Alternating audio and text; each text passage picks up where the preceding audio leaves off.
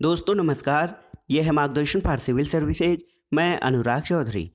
दोस्तों मार्गदर्शन एनसीईआरटी श्रृंखला में आज की वीडियो में आप पढ़ेंगे 10वीं कक्षा के विज्ञान का अध्याय 12 जो है विद्युत। इस अध्याय में आप जानेंगे विद्युत और परिपथ क्या होता है, विद्युत विभव क्या है, विभवांतर क्या होता है, ओम का नियम, चालक की प्रतिरोधकता क्या होती है, इसके अलावा विद्युत धारा का तापीय प्रभाव क्या होता है और दैनिक जीवन में इसके प्रमुख अनुप्रयोग क्या हैं, और साथ ही आप विद्युत शक्ति के बारे में जानेंगे। तो आइए शुरू करते हैं 10वीं कक्षा के एनसीईआरटी विज्ञान का 12वां अध्याय विद्युत।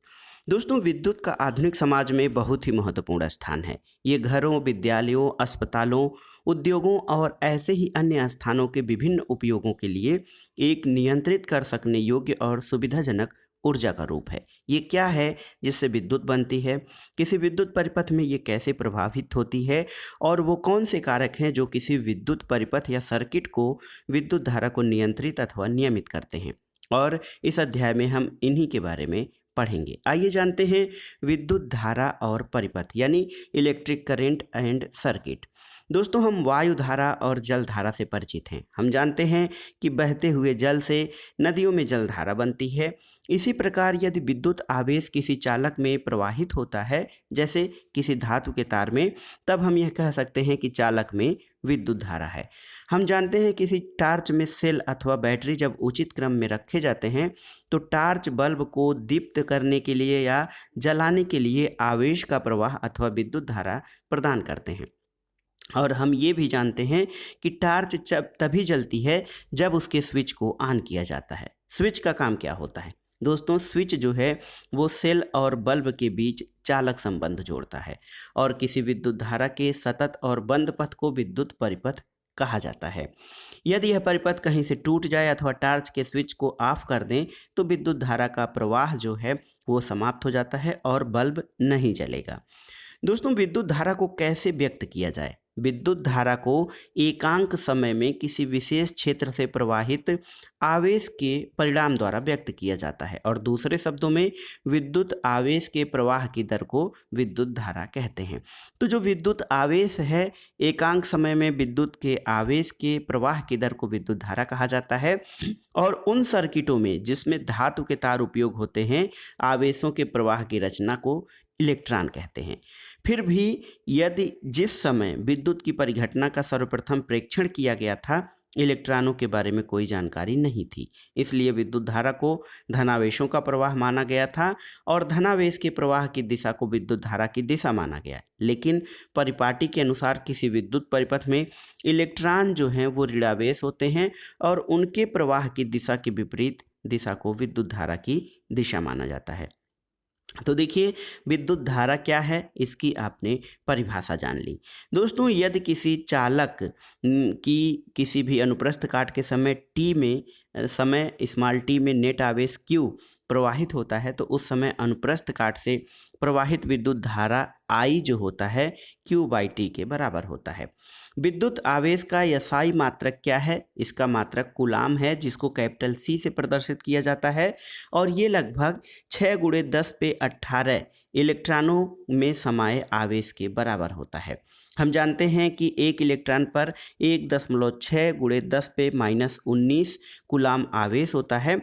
तो विद्युत धारा के एक मात्रक एम्पियर कहते हैं, इसमें व्यक्त किया जाता है। दोस्तों एम्पियर मात्रक जो है इसका नाम आंद्रे मेरी एम्पियर 1775 से 1836 के नाम के फ्रांसीसी वैज्ञानिक के नाम पर रखा गया है। 1 एम्पियर विद्युत धारा की रचना प्रति सेकंड 1 कूलाम आवेश के प्रवाह से होती है, यानी 1 एम्पियर विद्युत धारा = 1 कूलाम पर सेकंड। दोस्तों अल्प परिमाण की विद्युत धारा को मिली एम्पियर अथवा 10⁻³ एम्पियर या माइक्रो एम्पियर, जिसको कि 1 माइक्रो एम्पियर = 10⁻⁻6 एम्पियर में व्यक्त किया जाता है। दोस्तों परिपथ में जो विद्युत धारा प्रवाहित होती है उसको नापने के लिए जो है जिस यंत्र का प्रयोग किया जाता है उसे एमीटर कहा जाता है, याद रखिएगा। इसे सदैव जिस परिपथ में विद्युत धारा मापनी होती है उसको उसके श्रेणी क्रम में संयोजित किया जाता है। तो विद्युत धारा को मापने का यंत्र एमीटर होता है। इसको परिपथ में श्रेणी क्रम में समायोजित किया जाता है। एक प्रतीकात्मक विद्युत परिपथ का व्यवस्था आरेख दिया गया है जिसमें एक सेल, एक विद्युत बल्ब, एक एमीटर और एक प्लग कुंजी लगे हैं। दोस्तों, परिपथ में विद्युत धारा सेल के धन टर्मिनल से सेल के ऋण टर्मिनल तक बल्ब और एमीटर से होकर प्रवाहित होती है। यहाँ पर देखिए, यहाँ पर विद्युत धारा का प्लस है, यहाँ माइनस है। तो प्लस से होकर धारा विद्युत परिपथ से लेके और माइनस की ओर प्रवाहित होती है और जब स्विच ऑन किया जाता है तो बल्ब जल उठता है। न्यूमेरिकल प्रश्नों को हम छोड़ देंगे, लेकिन यहाँ पे एक प्रश्न है, किसी विद्युत बल्ब के तंतु में 0.5 एम्पीयर विद्युत धारा 10 मिनट तक प्रवाहित होती है। तो प्रवाहित विद्युत आवेश का परिमाण, आवेश का मात्रक Q is equal to IT होता है। तो 0.5 × 600 सेकेंड 300 कूलाम आवेश प्रवाहित होगा 10 मिनट में। दोस्तों, इनको जानना बहुत जरूरी है। तार के भीतर आवेशों का प्रवाह, कोई धातु विद्युत चालन कैसे करती है। दोस्तों, आप सोचते होंगे कि निम्न ऊर्जा के इलेक्ट्रॉनों को किसी ठोस चालक से गुजारने में बहुत कठिनाई होती है। ठोस के भीतर परमाणु एक दूसरे के साथ संकुलित होते हैं, इनके बीच बहुत कम स्थान होता है, लेकिन ये पाया गया है कि इलेक्ट्रॉन किसी आदर्श ठोस क्रिस्टल से बिना रुकावट के ठीक वैसे ही आसानी से यात्रा करते हैं जैसे कि वो निर्वात में है। फिर भी किसी चालक में इलेक्ट्रॉन की गति रिक्त स्थान में आवेशों की गति से बहुत भिन्न होती है। जब किसी चालक से कोई अस्थायी धारा प्रवाहित होती है तब उसके भीतर इलेक्ट्रॉन एक निश्चित औसत अपवाह चाल से गति करते हैं। किसी प्रारूपी कॉपर के तार के लिए जिससे कोई लघु विद्युत धारा प्रवाहित हो रही हो, इस अपवाह चाल का परिकलन किया जा सकता है और वास्तव में अत्यंत अल्प 1 mm/सेकंड कोटि की पाई गई है। दोस्तों, ऐसा क्यों होता है कि हमारे स्विच ऑन करते ही विद्युत बल्ब प्रकाश देने लगता है। दोस्तों, ऐसा नहीं हो सकता है कि विद्युत धारा केवल तब आरंभ हो जब कोई इलेक्ट्रॉन विद्युत आपूर्ति के एक टर्मिनल से चलकर बल्ब से होते हुए दूसरे टर्मिनल तक पहुंचे, क्योंकि किसी चालक तार में इलेक्ट्रॉनों का भौतिक अपवाह एक धीमी प्रक्रिया है और विद्युत धारा प्रवाहित होने में जो यथार्थ प्रक्रिया प्रकाश की चाल के लगभग समान चाल से होती है, ये मंत्रमुग्ध कर देने वाली है। दोस्तों, इसीलिए ऐसा होता है कि विद्युत स्विच ऑन करते ही उसमें तुरंत बल्ब प्रकाश देने लगता है। आइए देखते हैं विद्युत विभव और विभवांतर। दोस्तों, वो क्या चीज़ है जो विद्युत आवेश को प्रवाहित करता है। आइए जल के प्रवाह के सदृश इस आधार पर विचार करते हैं। किसी कॉपर के तार में आवेश स्वयं प्रवाहित नहीं होते, ठीक वैसे ही जैसे किसी आदर्श क्षैतिज नली में जल प्रवाहित नहीं होता। यदि नली के किसी एक सिरे को उच्च तल पर रखे जल टैंक से जोड़ दिया जाए तो नली के सिरों के बीच कोई दाबांतर बन जाए तो नली के मुक्त सिरे से जल बाहर की ओर प्रवाहित होता है। किसी चालक तार में आवेशों के प्रवाह के लिए वास्तव में गुरुत्व बल की कोई भूमिका नहीं होती है। इलेक्ट्रॉन तभी गति करते हैं जब चालक के अनुदिश वैद्युत दाब का कोई अंतर होता है, जिसको विभवांतर कहते हैं। विभव में ये अंतर एक या अधिक विद्युत सेलों से बने बैटरी द्वारा उत्पन्न किया जाता है और किसी सेल के भीतर होने वाली रासायनिक अभिक्रिया सेल के टर्मिनलों के बीच विभवांतर उत्पन्न कर देती है। ऐसा उस समय होता है जब सेल में कोई विद्युत धारा नहीं ली जाती है। जब सेल को किसी चालक परिपथ अवयव से संयोजित करते हैं तो विभवांतर उस चालक के आवेशों में गति ला देता है और विद्युत धारा उत्पन्न हो जाती है। किसी विद्युत परिपथ में विद्युत धारा बनाए रखने के लिए सेल में रासायनिक ऊर्जा संचित होती है और वही ऊर्जा खर्च होती है। किसी धारावाही विद्युत परिपथ के दो बिंदुओं के बीच विद्युत विभवांतर को हम उस कार्य द्वारा परिभाषित करते हैं जो एकांक आवेश को एक बिंदु से दूसरे बिंदु तक लाने में किया जाता है। विभवांतर का फार्मूला क्या है दोस्तों? देखिए, दो बिंदुओं के बीच विभवांतर capital V is equal to किया गया कार्य बटे आवेश होता है। तो विद्युत विभवांतर का SI मात्रक आप जानते हैं बोल्ट होता है और इटली के भौतिक विज्ञानी अलेसांड्रो बोल्टा के नाम पर रखा गया है। और यदि किसी विद्युत धारावाही चालक के दो बिंदुओं के बीच एक कूलाम आवेश एक बिंदु से दूसरे बिंदु तक ले जाने में 1 जूल कार्य किया जाता है तो उन बिंदुओं के बीच विभवांतर 1 वोल्ट होता है। 1 वोल्ट 1 जूल बटे 1 कूलाम के बराबर होता है।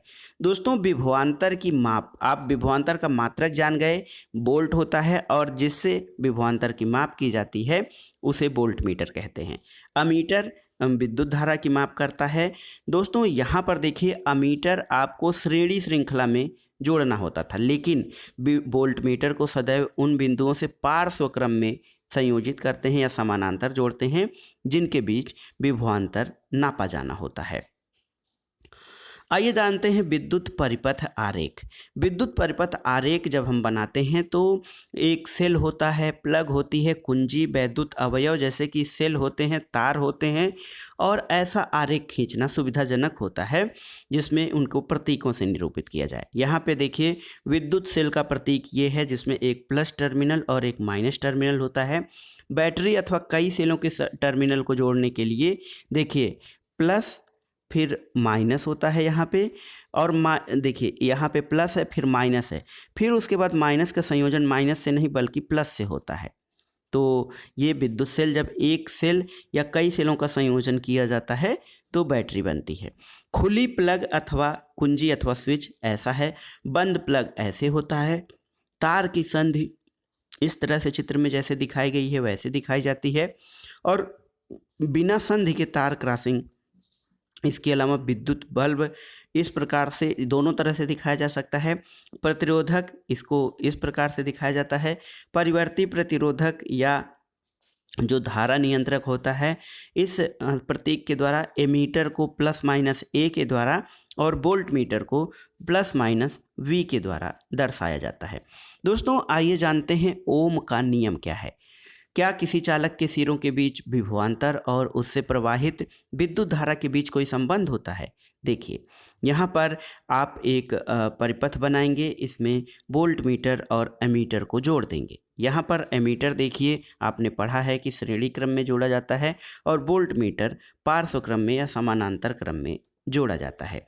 दोस्तों इसमें आप पाएंगे कि देखिए जो 1827 में भौतिक विज्ञानी जो जर्मनी के थे जॉर्ज साइमन ओम ने किसी धातु के तार में प्रवाहित विद्युत धारा आई और उसके सिरों के बीच विभवांतर में संबंध का पता लगाया, और एक विद्युत परिपथ में धातु के तार के दो सिरों के बीच विभवांतर उसमें प्रवाहित होने वाली विद्युत धारा के समानुपाती होता है, यानी V is proportional to I।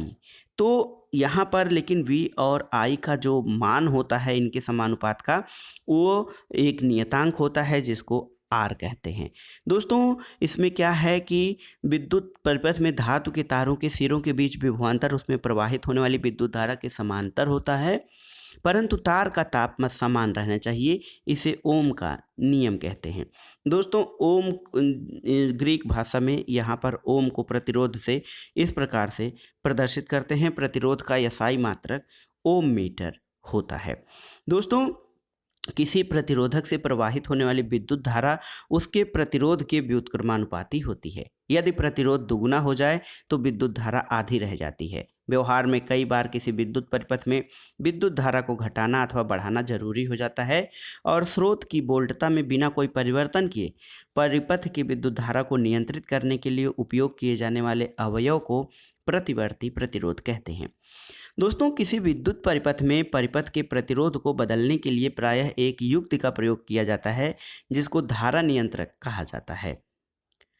देखिए यहाँ पर देखिए नाइक्रोम का तार, 10 वाट का बल्ब और टार्च बल्ब यहाँ पर एमीटर से संयुक्त करके जोड़े गए हैं।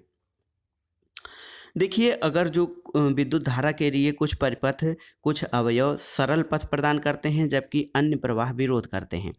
इलेक्ट्रॉनों को किसी परिपथ में गति के कारण ही परिपथ में कोई विद्युत धारा बनती है, आप जानते हैं।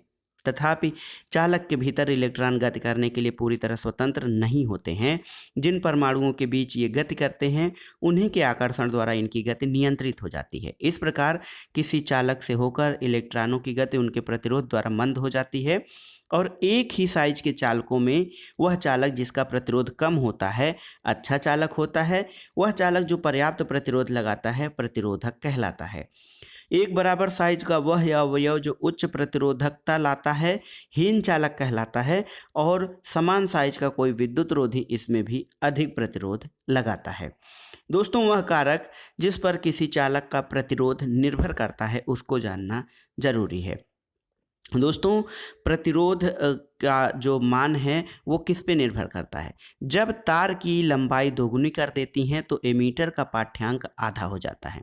परिपथ में समान पदार्थ और समान लंबाई का मोटा तार जोड़ने पर एमीटर का पाठ्यांक बढ़ जाता है।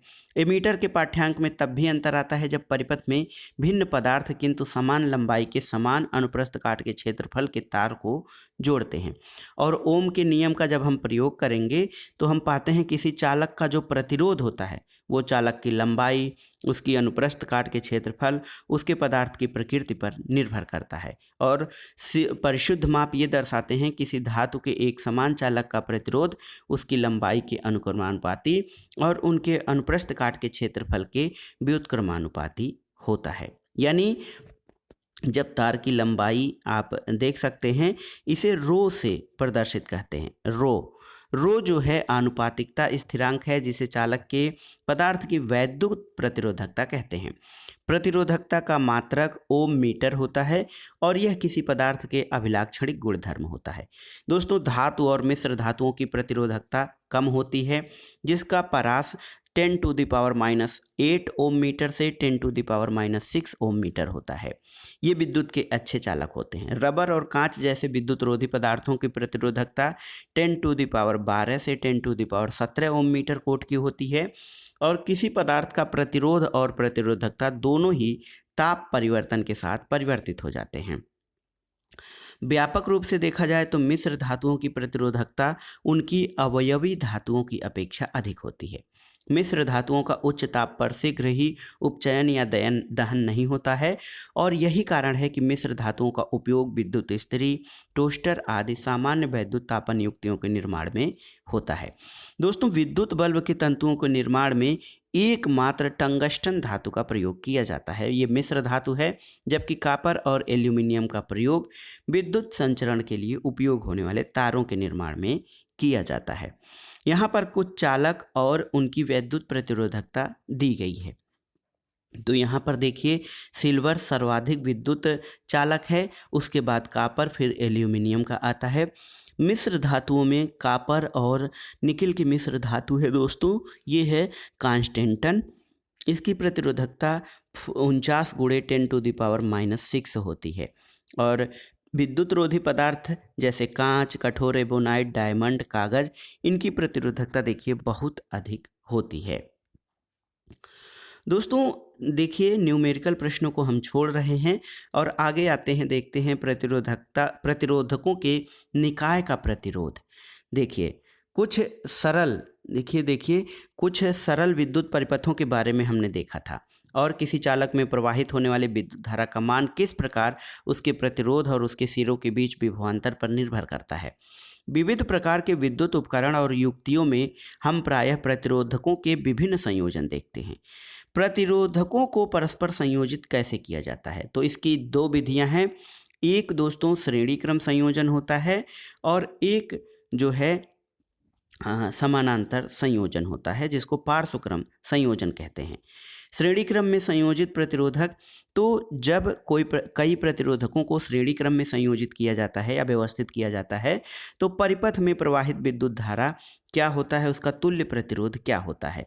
दोस्तों जब श्रेणी क्रम में संयोजित करते हैं तो आप देखेंगे एमीटर में विद्युत धारा का मान वही रहता है और यह परिपथ में एमीटर की स्थिति पर निर्भर नहीं करता है। इसका मतलब ये है कि प्रतिरोधकों के श्रेणी क्रम संयोजन में परिपथ के बाहर हर भाग में विद्युत धारा समान होती है, अर्थात प्रत्येक प्रतिरोध के समान विद्युत धारा प्रवाहित होती है।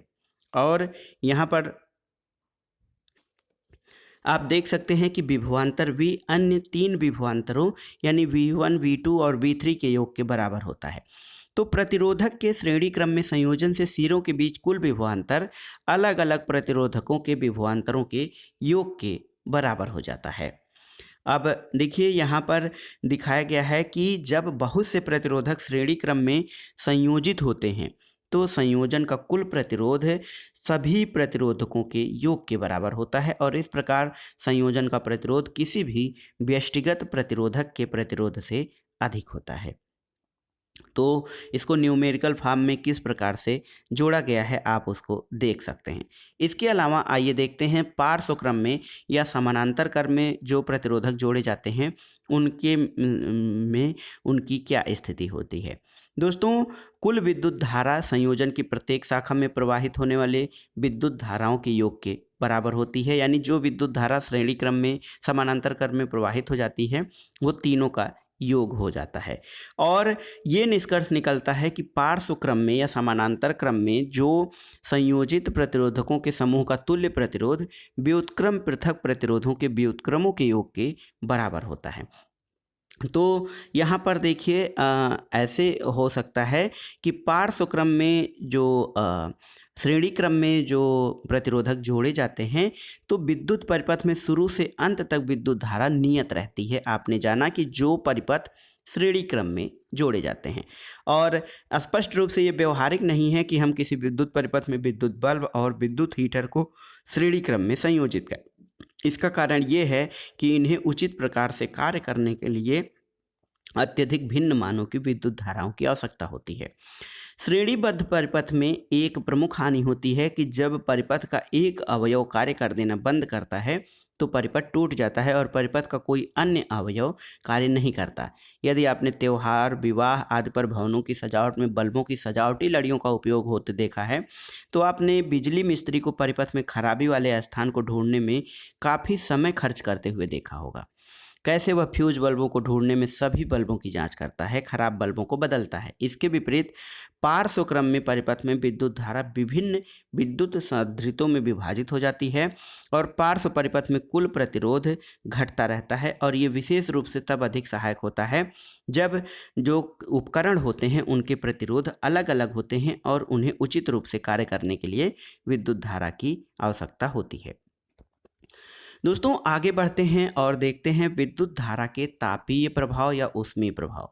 हम जानते हैं कि विद्युत अथवा विद्युत सेल ऊर्जा के स्रोत हैं। सेल के भीतर होने वाली रासायनिक अभिक्रिया सेल के दो टर्मिनलों के बीच विभवांतर उत्पन्न करती है जो बैटरी से संयोजित किसी प्रतिरोधक अथवा प्रतिरोधकों के किसी निकाय में विद्युत धारा प्रवाहित करने के लिए इलेक्ट्रॉनों की गति स्थापित करता है।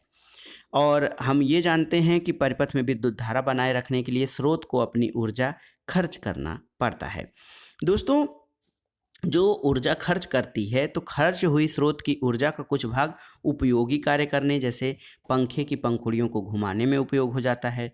स्रोत की ऊर्जा का शेष भाग उस ऊष्मा को उत्पन्न करने में खर्च होता है जो कि साधित्रों के ताप में वृद्धि करती है। यानी जब हम कोई बिजली का उपकरण प्रयोग करते हैं, बल्ब प्रयोग करते हैं, फैन प्रयोग करते हैं तो वो थोड़े गर्म हो जाते हैं, उसमें भी ऊर्जा खर्च हो जाती है। जब हम किसी विद्युत पंखे को लगातार चलाते हैं तो वो गर्म हो जाता है। इसके विपरीत यदि विद्युत परिपथ शुद्ध रूप से प्रतिरोधक है अर्थात बैटरी से केवल प्रतिरोधकों का एक समूह ही संयोजित है तो स्रोत का ऊर्जा निरंतर पूर्ण रूप से ऊष्मा के रूप में क्षयित होती रहती है और इसे विद्युत धारा का तापीय प्रभाव कहते हैं। और इस प्रभाव का उपयोग विद्युत हीटर, विद्युत इस्त्री जैसी युक्तियों में किया जाता है। दोस्तों, प्रतिरोधक आर के किसी प्रतिरोधक पर विचार करके विद्युत धारा आई प्रवाहित हो रही है और इनके सिरों के बीच विभवांतर V है। तो इसमें T समय में Q आवेश प्रवाहित होता है। तो Q आवेश विभवांतर V से प्रवाहित होने वाले में किया गया कार्य VQ होता है और स्रोत को T समय में VQ ऊर्जा की आपूर्ति करनी चाहिए। तो P यानी P is equal to VQT। तो देखिए टी समय में समय टी में स्रोत द्वारा परिपथ को प्रदान की गई ऊर्जा P इंटू टी होती है और VIT के बराबर होती है। दोस्तों, इसको जो ये गर्म होता है ओम के नियम के अनुसार इसे जूल का तापन नियम कहते हैं। इस नियम से ये है कि किसी प्रतिरोधक में उत्पन्न होने वाली ऊष्मा दिए गए प्रतिरोधक में प्रवाहित होने वाली विद्युत धारा के वर्ग के अनुक्रमानुपाती होती है और दी गई विद्युत धारा के लिए प्रतिरोधक के अनुक्रमानुपाती उस समय के लिए अनुक्रमानुपाती होती है जिसके लिए प्रतिरोधक से विद्युत धारा प्रवाहित हो रही है। व्यवहारिक परिस्थितियों में जब एक वैद्युत सांधित्र को किसी ज्ञात वोल्टता स्रोत से संयोजित करते हैं तो I is equal to V/R के द्वारा उस सांधित्र से प्रवाहित विद्युत धारा का परिकलन किया जाता है। दोस्तों, आइए अब जानते हैं कि विद्युत धारा के तापीय प्रभाव के व्यवहारिक अनुप्रयोग क्या किए जा सकते हैं। तो ये सामान्य अध्ययन के लिए बहुत ही महत्वपूर्ण है। किसी चालक में ऊष्मा उत्पन्न होना विद्युत धारा का अवश्यंभावी परिणाम है। यानी यदि किसी चालक में विद्युत धारा प्रवाहित हो रही है तो उसमें ऊष्मा उत्पन्न होती है। लेकिन कई स्थितियां ऐसी होती हैं जिसके लिए ये जरूरी नहीं होता है, क्योंकि वह उपयोगी विद्युत ऊर्जा को ऊष्मीय ऊर्जा में रूपांतरित कर देता है। विद्युत परिपथों में अपरिहार्य तापन परिपथ के अवयवों के ताप में वृद्धि कर सकता है, जिससे उनके गुणों में परिवर्तन हो सकता है। विद्युत इस्त्री, विद्युत टोस्टर, विद्युत तंदूर, विद्युत केतली और विद्युत हीटर जूल के तापन पर आधारित कुछ युक्तियां हैं। विद्युत तापन का उपयोग प्रकाश उत्पन्न करने में भी होता है, जैसा कि हम विद्युत बल्ब में देखते हैं। यहाँ पर बल्ब के तंतु को उत्पन्न ऊष्मा को जितना संभव हो सके रोके रखना चाहिए, ताकि वह अत्यंत तप्त होकर प्रकाश उत्पन्न करे। उसे इतने उच्च ताप पर पिघलना नहीं चाहिए। दोस्तों, बल्ब जो होता है, विद्युत बल्ब जो बनाया जाता है, उसके तंतु को बनाने के लिए टंगस्टन, जिसका कि उच्च गलनांक होता है 3380 डिग्री सेंटीग्रेड, इसका उपयोग किया जाता है, जो उच्च गलनांक की एक प्रबल धातु है। विद्युत रोधी जो टेक होता है, उसका प्रयोग तंतु को यथासंभव ताप विलगित बनाना चाहिए। और बल्बों में रासायनिक दृष्टि से अक्रिय नाइट्रोजन और आर्गन गैस भरी जाती है, ताकि उसके तंतु के आयु में वृद्धि हो जाती है, उसका ऑक्सीकरण नहीं होने पाता है।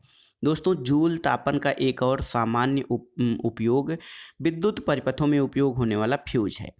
फ्यूज जो है ये कम गलनांक का तार होता है, और ये जो है विद्युत उपकरणों की सुरक्षा करता है। और क्या करता है कि जब उच्च विद्युत धारा उनसे प्रवाहित होती है तो वो गल जाता है, और फ्यूज को श्रेणी क्रम में संयोजित करते हैं। किसी धातु, ऐसी धातु अथवा मिश्र धातु का जो है टुकड़ा होता है जिसका उचित गलनांक हो, जैसे एल्यूमिनियम, कापर, आयरन, लेड आदि। परिपथ में किसी निर्दिष्ट मान से अधिक मान की विद्युत धारा प्रवाहित होने पर फ्यूज तार के ताप में वृद्धि हो जाती है, वो पिघल जाता है और परिपथ टूट जाता है। तो आप समझ रहे हैं कि जो कहीं ऐसी आवश्यकता पड़ती है जहाँ किसी परिपथ को या ऊष्मा का क्षय न होने पाए, वहाँ पर जो है उसके ऊष्मीय मान के कई व्यवहारिक अनुप्रयोग किए जाते हैं। आइए जानते हैं विद्युत शक्ति क्या होती है, इलेक्ट्रिक पावर। दोस्तों, कार्य करने की दर को शक्ति कहते हैं। आप जानते हैं, ऊर्जा के उपभुक्त होने की दर को भी शक्ति कहते हैं। किसी विद्युत परिपथ में जो यूज की गई या उपयोग की गई ऊर्जा या क्षयित विद्युत ऊर्जा की दर है, उसे विद्युत शक्ति कहा जाता है। P is equal to VI, यानी विभवांतर और विद्युत धारा का जो गुणनफल है वो पावर के बराबर होता है। दोस्तों, विद्युत शक्ति का SI मात्रक वाट होता है, जिसको W से प्रदर्शित किया जाता है। यह उस युक्ति द्वारा उपयोग की गई शक्ति है जिससे कि उस समय 1 एम्पीयर विद्युत धारा प्रवाहित होती है, और जब उसे 1 वोल्ट विभवांतर पर प्रचालित कराया जाता है। 1 वाट बराबर 1 वोल्ट गुणे 1 एम्पीयर। दोस्तों, वाट जो है वो शक्ति का छोटा मात्रक है, इसलिए वास्तविक व्यवहार में हम इसके काफ़ी मात्रक किलोवाट का प्रयोग करते हैं। 1 किलोवाट 1000 वाट के बराबर होता है। चूँकि विद्युत ऊर्जा शक्ति और समय का गुणनफल होती है, इसलिए विद्युत ऊर्जा का मात्रक वाट घंटा होता है। जब 1 वाट शक्ति का उपयोग 1 घंटे तक होता है, तो जो ऊर्जा होती है वो 1 वाट घंटा होती है, और इसका व्यवहारिक मात्रक किलोवाट घंटा होता है। kWh कहा जाता है, और इसको सामान्य बोलचाल में यूनिट कहा जाता है। 1 किलोवाट घंटा 1000 वाट गुणे 3600 सेकेंड, और इसका मान 3.6 गुणे 10 पे 6 जूल होता है 1 किलोवाट घंटा का मान। आइए देखते हैं दोस्तों, बहुत सारे लोग ये सोचते हैं किसी विद्युत परिपथ में इलेक्ट्रॉन उपभुक्त होते हैं। ये गलत है। हम विद्युत बोर्ड अथवा विद्युत कंपनी को विद्युत बल्ब, विद्युत पंखे और इंजन आदि विद्युत संधारित्रों से इलेक्ट्रॉनों को गति देने के लिए प्रदान की जाने वाली विद्युत ऊर्जा का भुगतान करते हैं। हम अपने द्वारा उपभोग की जाने वाली ऊर्जा के लिए भुगतान करते हैं। दोस्तों, ये था आज का अध्याय जो था विद्युत यानी इलेक्ट्रिसिटी। इस अध्याय के अध्ययन से आपने क्या सीखा? देखिए, किसी चालक में गतिशील इलेक्ट्रॉनों की धारा विद्युत धारा की रचना करती है। परिपाटी के अनुसार इलेक्ट्रॉनों के प्रवाह की दिशा के विपरीत दिशा को विद्युत धारा की दिशा माना जाता है, यानी इलेक्ट्रॉनों का प्रवाह जिस दिशा में होता है उसके विपरीत विद्युत का प्रवाह होता है। विद्युत धारा का SI मात्रक एम्पीयर होता है, जिसको कैपिटल A से प्रदर्शित करते हैं। किसी विद्युत परिपथ में इलेक्ट्रॉनों को गति प्रदान करने के लिए हम किसी सेल अथवा बैटरी का उपयोग करते हैं। सेल अपने सिरों के बीच विभवांतर उत्पन्न करता है और इस विभवांतर को वोल्ट में मापते हैं। दोस्तों, प्रतिरोध एक ऐसा गुणधर्म है जो किसी चालक में इलेक्ट्रॉनों के प्रवाह का विरोध करता है और ये विद्युत धारा के परिमाण को नियंत्रित करता है और प्रतिरोध का SI मात्रक ओम होता है। दोस्तों, ओम का नियम क्या है? तो किसी प्रतिरोधक के सिरों के बीच विभवांतर उसमें प्रवाहित विद्युत धारा के अनुक्रमानुपाती होता है, लेकिन एक शर्त है कि प्रतिरोधक का ताप एक समान होना चाहिए। किसी चालक का प्रतिरोध उसकी लंबाई पर सीधे उसकी अनुप्रस्थ काट के क्षेत्रफल पर प्रतिलोमतः निर्भर करता है, यानी व्युत्क्रमानुपाती होता है, और उस पदार्थ की प्रकृति पर भी निर्भर करता है जिससे वह बना है।